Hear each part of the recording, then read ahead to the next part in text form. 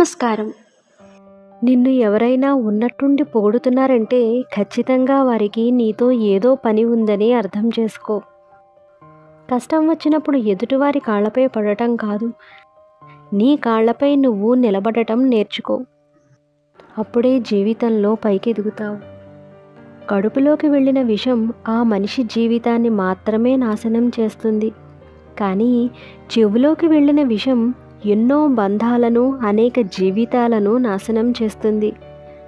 అందుకే తప్పుడు మాటలు చెప్పడం ఎంత తప్పో, చెప్పుడు మాటలు వినటం కూడా అంతే తప్పు.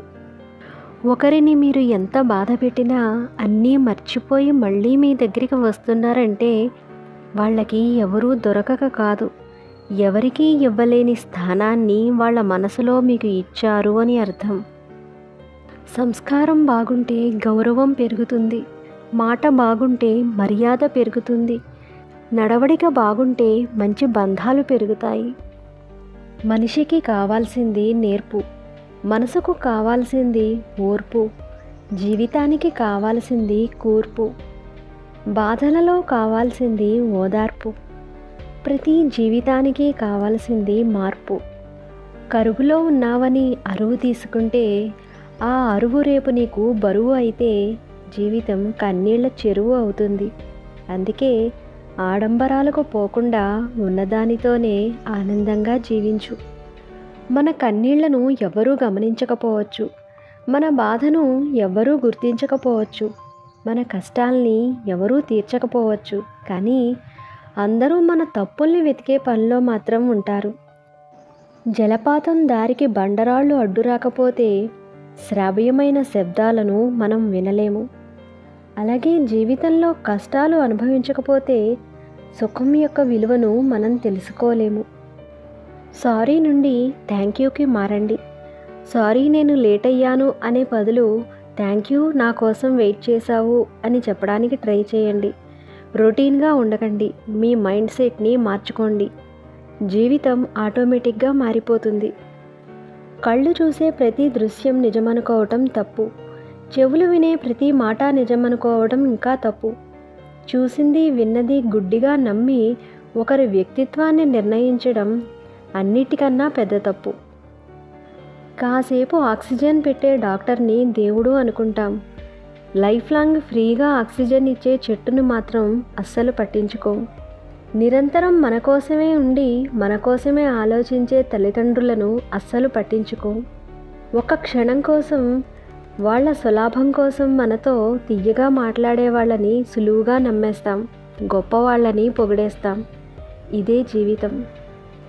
నేనే గొప్ప అన్న అహం, గర్వం మనిషిని ఎప్పటికీ ప్రశాంతంగా బ్రతకనివ్వవు.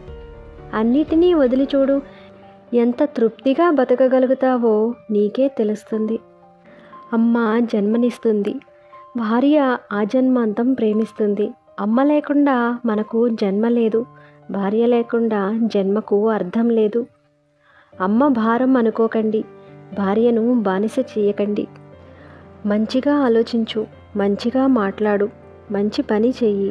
ఎందుకంటే నువ్వేం చేస్తావో, నువ్వు ఎలా ఉంటావో అదే తిరిగి నీ దగ్గరకు వస్తుంది. మరణానికి మించిన సమస్య లేదు, చావుకు మించిన భయం లేదు. అది వచ్చేలోపు లైఫ్ని సంతోషంగా లీడ్ చేయండి. అది పలకరించేలోపు లైఫ్ని ఫుల్ఫిల్ చేసుకోండి. ఎందుకు పుట్టామో తెలీదు, ఎప్పుడు పోతామో తెలీదు, కానీ ఎందుకు బతుకుతున్నామో మాత్రం తెలుసుకుని జీవించండి. జీవితాన్ని ఎప్పుడూ గొప్పగా ఊహించుకుని బ్రతకకూడదు, గొప్పగా మార్చుకుని బ్రతికే ప్రయత్నమే చేయాలి. అబద్ధం చెప్పడానికి తెలివి ఉండాలి, నిజం చెప్పడానికి ధైర్యం ఉండాలి. నిజమే అయినా అది ఇతరుల మనస్సు నొచ్చుకోకుండా చెప్పడానికి గొప్ప సంస్కారం ఉండాలి. మనస్సు ఆరోగ్యంగా ఉంటేనే మనిషి ఆరోగ్యంగా ఉంటాడు. మనసు ఆరోగ్యంగా ఉండాలంటే గతాన్ని తక్కువగా ఆలోచించండి, భవిష్యత్తును ఎక్కువగా ప్రేమించండి.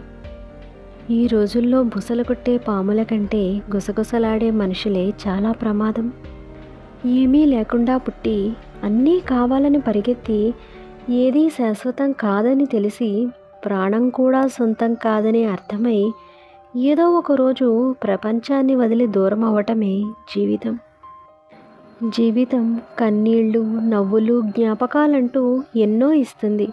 కన్నీళ్ళు ఇంకిపోతాయి, నవ్వులు మాసిపోతాయి, కానీ ఎప్పటికీ జ్ఞాపకాలు మిగిలిపోతాయి. డబ్బుతో ఇల్లు కొనవచ్చు, కుటుంబాన్ని కాదు. డబ్బుతో గడియారాన్ని కొనవచ్చు, సమయాన్ని కాదు. డబ్బుతో పరుపును కొనవచ్చు, నిద్రను కాదు. డబ్బుతో పుస్తకం కొనవచ్చు, జ్ఞానాన్ని కాదు. డబ్బుతో పదవిని కొనవచ్చు, గౌరవాన్ని కాదు. నేను చెప్పిన అంశాలు మీకు నిజమే అనిపిస్తే ట్రూ అని కామెంట్ చేయండి. మంచి విషయాలను అందరికీ షేర్ చేయండి. మరొక మంచి అంశంతో మళ్ళీ కలుద్దాం. నమస్కారం.